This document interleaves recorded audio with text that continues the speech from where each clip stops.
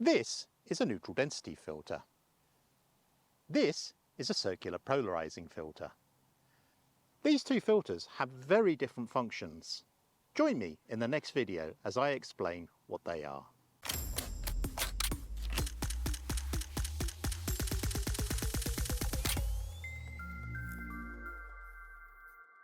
As I mentioned at the top, this neutral density filter has one particular purpose, one primary purpose. And let's have a look at what that is. If you're new to photography, you may well have mixed these up, but don't worry, we've all been there. Let's break it down.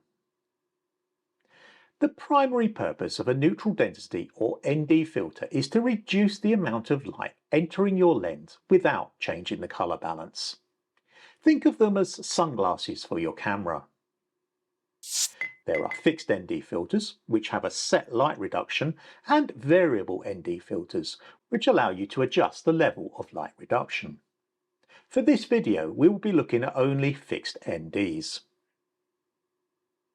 ND filters are perfect for long exposure photography, like capturing silky waterfalls or smooth ocean waves, even in bright sunlight.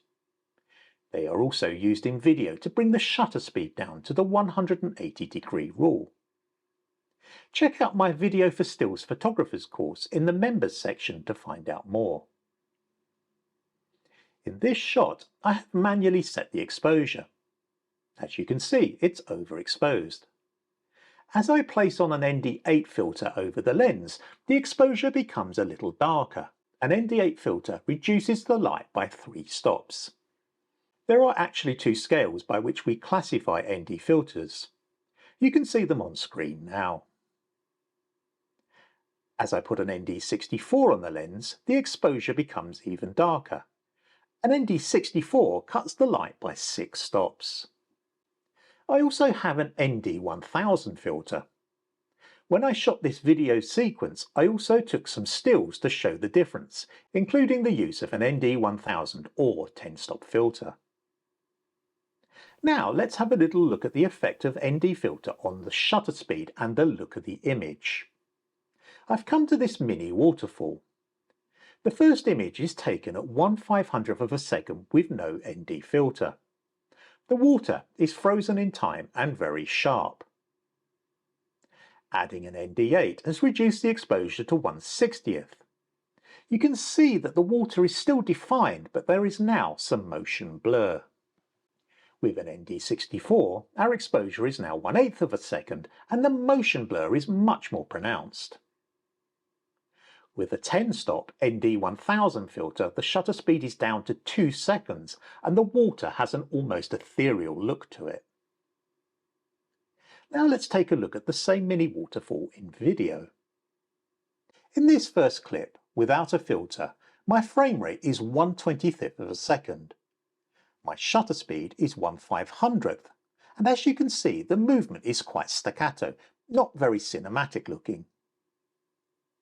With an ND8, the shutter speed is down to 125th of a second, and the movement of the water is looking a little smoother.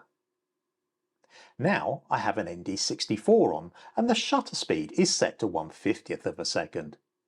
This is giving us the 180-degree shutter rule for smooth cinematic looking footage. NDs are brilliant for reducing the amount of light entering the camera. They allow you to create ethereal looking water and skies, reduce exposure on bright days to get shallower depth of field, or nail the 180-degree shutter rule in video. A good ND filter will have very little effect on colour balance. Polarising filters are about reducing reflection and glare whilst enhancing colours and contrast. They will reduce exposure by 1 to 1.5 stops, but by reducing the glare they will increase saturation and quite possibly shift the colour. There are linear polarisers and circular polarisers, but for digital cameras, circular is the only way to go. Use polarising filters to cut glare from water or glass, make blue skies pop, and to give foliage that vibrant, saturated look. In this example, you can see that as I turn the polarising filter, the water becomes less reflective and the sky becomes a little bluer. Polarisers work best when placed at 90 degrees to the sun.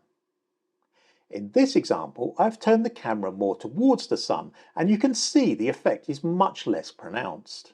A lot of newcomers do not realise that polarisers work really well on foliage. If you've ever shot a line of trees in bright light, you may have noticed that the image can look flat and a little underexposed.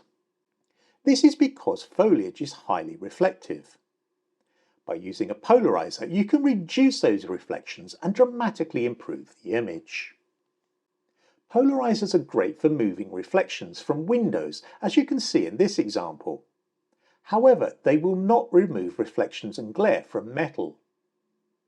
In this example, the car, although metal, is painted black, and the polariser is removing glare from the paint and not the metal. Here we see unpainted chrome and painted metal. The filter doesn't do anything to the chrome. Here's a side-by-side comparison. ND filters control exposure, whilst polarizing filters manage reflections and colour saturation. ND filters are ideal for bright conditions and long exposures, where polarizing filters shine in landscape photography, especially with water or sky elements. It is easy to confuse the two, but remember, ND filters are for exposure control, polarizers are for colour and glare. Try out both types of filters and share your experiences in the comments below. Don't forget to like, subscribe and hit the bell for more photographic tips. Thanks for watching and I'll see you in the next one.